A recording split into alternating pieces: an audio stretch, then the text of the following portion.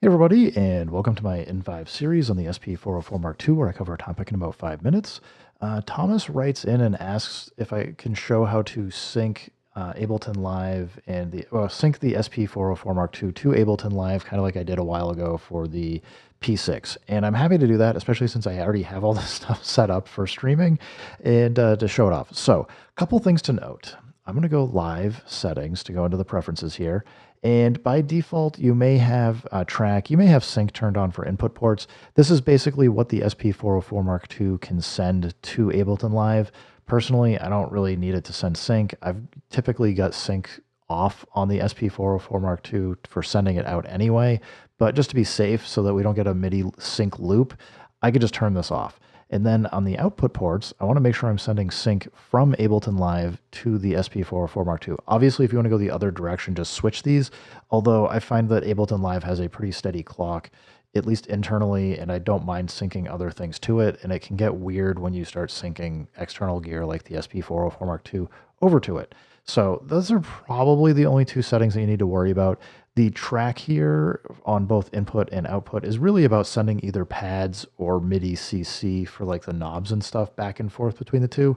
I'm not going to get into those, but you can set those for however you think is appropriate for whatever type of work you're trying to do. So from here, we're going to close it. And I'm going to go to settings on the SP404 Mark II. So if I go shift and pad 13, I'll go to get into the utility menu. We're going to go to system, and under MIDI, you can see we have MIDI sync, and that's currently set to auto. That means it's going to use whatever it's got for its internal MIDI sync, and then it will, if it's getting something from USB or MIDI, it will default to those. It can be kind of confusing. You can set it to USB, and you might think that you're going to get an internal clock or the external clock only, but it's just picking whatever it wants. So it's kind of irrelevant most of the time. So I'm going to go back into utility and just set this to auto. I usually just have it on auto. Similarly, I usually have MIDI sync out set to off. That's just so that I don't end up having anything weird happening where, as I said, I'm getting a sync in and then sending it back out someplace else and then causing problems.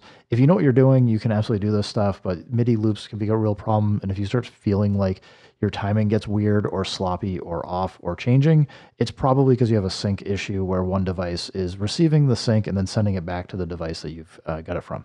Anyway, with all that said, let's say we want to queue up a pattern. Go to pattern mode, just push down on the enter button and tap the pad for the pattern that you want to be queued up. This basically is how you're going to do it so that it stays stopped and doesn't start playing.